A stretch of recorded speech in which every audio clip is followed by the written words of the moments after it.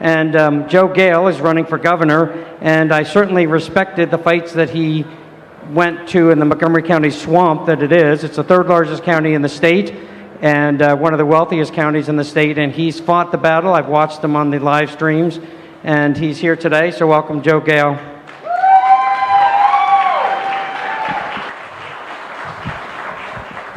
Same thing, Joe, if you could give us an opening statement, and then we'll ask you a few questions. Sure. Good evening, Lehigh Valley. It's great to be here. My name is Joe Gale. I currently serve in my second term as Montgomery County Commissioner, and I'm a candidate for governor.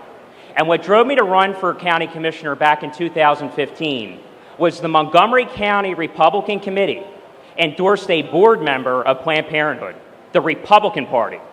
And I was raised as a conservative, pro-life Catholic, and I was appalled that the Republican Party would endorse that. And leading up to that point, I became frustrated with the weak Republicans that aren't true conservatives, and we all call them rhinos. And when they endorsed Planned Parenthood, I stood up against the establishment, ran unendorsed, I never held office prior to that, ran for the highest elected office in my county, and I beat them. And ever since, I've been a total independent of the Republican Party establishment swamp. I'm the one they cannot control. And I have a proven record of putting people before politics. And at an unprecedented level, I travel the Commonwealth of Pennsylvania, meeting with people directly through a series of meet and greets called A Cup of Joe. And the number one issue I hear from people all over the state is they have lost total faith in the integrity of our election. And one of the main reasons why I'm running for governor is we must restore faith and integrity in our election system. And that means repealing Act 77. And I want you all to know that every single Republican state senator, including Jake Corman, who's the president of the state senate that yesterday dropped out of the governor's race, a couple hours he re-entered the governor's race, and also Doug Mail-in Mastriano voted for Act 77. And in my opinion, anyone that voted for that disastrous legislation should be disqualified from holding any office, let alone being promoted to a higher office. And they both voted for it. And if it weren't for me bringing Act 77 under a big spotlight, it would be swept under the carpet. Because the Republicans in Harrisburg don't want you to know that they colluded and cut a deal with Democrat Governor Tom Wolf to pass Act 77. And they did this before the coronavirus in 2019. It had nothing to do with the pandemic, and it was a trade-off, where they gave 50 days of no-excuse mail-in voting, the longest vote-by-mail period of time in the entire nation, for the trade-off of the removal of straight-ticket voting in the general election. Because the Republicans know that removing straight Democrat selfishly benefits the Republicans down ballot. They're going to have safer seats. And all they care about is keeping their seats safe seats. But in return, it sabotaged the top of the ticket. And Act 77 is the reason why Donald Trump is not president of our country today. And I continue to expose the truth all across the state to let people know that the blood's on the hands of the Republicans, including Doug Mail-in Mastriano, that a lot of people are fooled by. And the last thing we need is to nominate a Republican for governor that voted for Act 77. Because guess what? That issue goes away. And I'm doing everything I possibly can to make sure the people of Pennsylvania know the truth, and I'm the only one speaking the truth. And you've heard me say over and over again about the taxes in Pennsylvania, gas taxes and corporate taxes. And you know, corporate taxes are sort of a vague thing to people, but they're real in terms of the impact of the everyday lives of Pennsylvanians. What are you going to do when you get to that swamp, as we know in Harrisburg, about the gas taxes and all these commissions and all the corruption in Harrisburg? Show of hands, how many of you had to dodge potholes on the way here tonight? It's a lot of hands. Pennsylvania has the highest gas tax in the whole entire nation, 58 cents per gallon. And that highest gas tax was given to us by a Republican governor, Tom Corbett, along with the Republican legislature in the House and the Senate, the infamous Corbett gas tax. And that revenue collected is supposed to go towards fixing our roads. And clearly that's not working. In addition to that, we have the highest toll road in the world, not the country, the world, and that's the Pennsylvania Turnpike. So obviously we don't have a revenue problem, we have a cost problem. and we need to bring common sense to the table. We must fix our roads, we must do it at a lower cost, and we must get it done much faster than we do it. And prevailing wage reform would do that.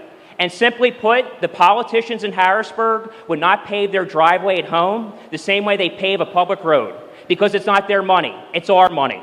And they go for endless money grab after money grab. The gas tax, the vehicle registration fee increase, the tolls that go up every several months. It's never ending. We need to get to the solution. That's to drive down the cost. Prevailing wage reform would do that. And I can get it done. And I'll tell you why I can get it done, and why I can fix our roads, and why I can cut taxes. I will hold the Republicans in the legislature accountable. They will maintain control of the State House and the State Senate. So we don't need another Republican governor that goes along to get along the way Tom Corbett did. We need a Republican governor that holds the Republicans in the legislature accountable. And when I push for things such as prevailing wage reform and cutting back the gas tax, and these Republicans drag their feet, I'm going to call them out by name and also support primary challenges against them. Education, you know, when we were locked down, something happened to our country because parents started seeing what they were actually teaching our children. And then when parents started speaking out, they were threatened. Josh Shapiro actually is the criminal who should be locked up. Josh Shapiro didn't prosecute the governor and that Secretary of Health when they locked our elderly people into nursing homes and killed them. And he's a criminal and he should have been locked up himself.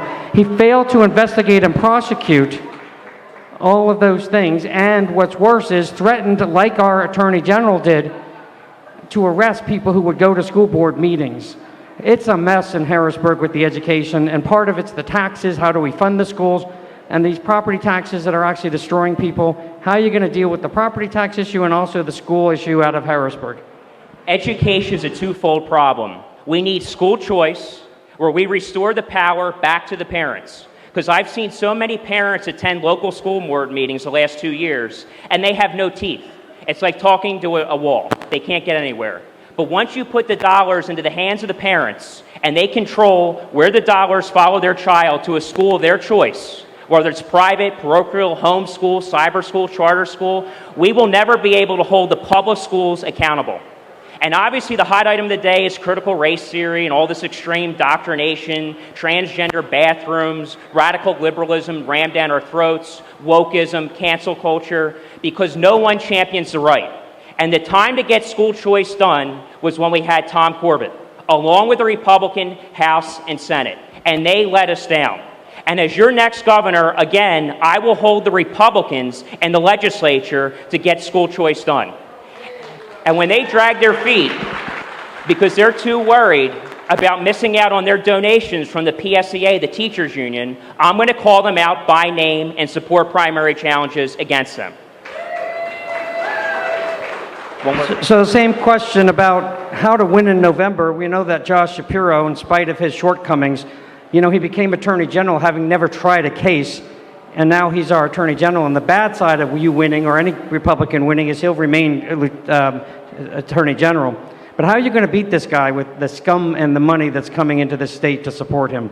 And some of it coming from the Republican establishment itself.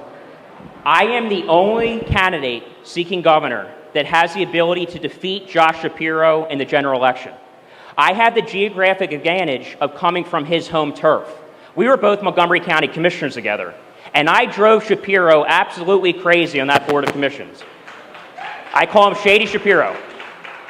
And I have developed a grassroots following that's second to none right in his backyard. I'm now a two-term county commissioner from his county. And I'm also a pro-life social conservative. I am not supposed to exist in the Philadelphia suburbs, but I'm now a two-term county commissioner. And I exist because I do significantly better in the general election in November than I do in my primaries in the spring. And these political hacks that analyze my races can't figure out why, but it's very easy. I don't alienate the conservative base. I fire up the conservative base. But I also have tremendous appeal to independents that play a key factor in the general election. Because as you can tell, I am very critical of the flaws and effectiveness and corruption of the Republican Party. And I speak the language that independents are thirsty to hear, and I actually overperform in the general election. And the reality is, there's a lot of corrupt Republican Party bosses and insiders that do not want a Republican to win governor. They want Shapiro to win. And Shapiro has a long-standing, warm, fuzzy, cozy relationship with many corrupt Republican Party insiders and party bosses. And one of them's the former disgraced chairman of the Pennsylvania Republican, Val DiGiorgio, who had to resign in disgrace from a scandal. Another's the former chairman of the Montgomery County Republican Committee when I beat the party the first time, a former Rhino state representative named Mike Verb, who now works in the Attorney General's Department under Josh Shapiro with a job that never existed before until Shapiro was elected Attorney General. That's just to name a few of bad Republicans that want Shapiro to win, and they know that I'm the only Republican that can beat Josh Shapiro in the general election. But I need your support in the primary to become your nominee. And I guess the last question I have is the negative against you is exactly what you just sort of said. I'm sure you're going to say it's not a negative, but that all you do is fight and attack, and how are you going to build consensus when you get out in Harrisburg? Because we heard another candidate tonight say you have to build consensus to get things done in Harrisburg. So how are you going to build that consensus, so to speak, or how are you going to deal with that criticism that all you do is throw, grenades? Quite honestly, I am very honored to know that my only criticism is that I throw grenades and I'm always attacking. Because guess what? You need a flamethrower in Harrisburg. You need to burn it down and rebuild it. Because the system is broken. We know that Democrats don't support the common sense conservative agenda that we all believe in. We already know that. All we need is to simply have Republicans champion conservatism. But far too often we're let down. And again, I can criticize my own party because the Republican Party never made me. The Republican Party can't break me. And that gives me the freedom and independence to say the things that I say on the debate stage every time. And that's why many candidates are afraid to face me. And again, one of them is Doug Mail-in Mastriano. Because I am the only candidate that speaks the truth about Act 77 and that tell you that Mastriano played a key role in that legislation. And they can run around and do fake hearings in Gettysburg that wasn't a true hearing. They never even sworn in witnesses. They can get on an airplane and fly to Maricopa County, Arizona, and observe an audit. It's all political stunts to get publicity and divert attention that the blood is on the hands of Republicans in Harrisburg for absolutely destroying the integrity of our election system. And on day one, I'm going to restore faith in our election system by holding Republicans accountable. We need voter ID. We need to get rid of these drop boxes that we never had before Act 77. We need to restore traditional absentee ballots that require a valid excuse. None of this 50 days of mail-in voting. We need one election day where we exercise our civic duty and vote in person. And if any Republican resists that agenda, I'm going to call them out and to support a primary against them. Well, you have about 2 minutes left. Do you want to make some final remarks, or are you done? I got 2 more minutes. I could do that. Ladies and gentlemen, we have a very important election on May 17th. There's 7 candidates seeking the governorship. That's a very crowded field. And I was the first candidate, along with my brother Sean Gale, who you just heard from, to announce the dual candidacy of Joe Gale for governor and Sean Gale for United States Senate. And we are the reason why there's such a crowded field. Because the establishment is hell-bent on doing everything they possibly can to make sure they squash us and terminate us permanently. And we are relentless. We have a proven record of winning. I'm 4 for 4. Where every time I run, both the primary and general election is highly contested. They spend millions of dollars. They smear me. They throw the whole kitchen sink at me, and I beat them. And I beat them because I come to you, the people, with a non-conventional message, with a non-conventional style. I just don't spew the rhetoric and all the talking points. Everybody's Second Amendment. Everybody's going to tell you they're pro-life, even though many of them supported my opponent when I beat the board member of Planned Parenthood in 2015. They're going to tell you they're in favor of low taxes. I have a proven record of being a watchdog for the families and taxpayers of Montgomery County. But my following goes beyond Montgomery County because I'm a fearless conservative with a backbone. And far too often, we don't see that anywhere across our Commonwealth. I bring that to the table. I will not let you down. I'd be honored to have your support on May 17th. Between now and that date, please tell your circle of influence, family, friends, neighbors, people from your church, that the Gale brothers are the future of conservatism in Pennsylvania. They have a proven record of winning, and we are the only candidates that have the ability of winning in November. So God bless each and every one of you. God bless Pennsylvania. God bless America. And thank you very much for this opportunity. Thank you, Joe. For those of you who attend our general membership meetings, thank you, Joe.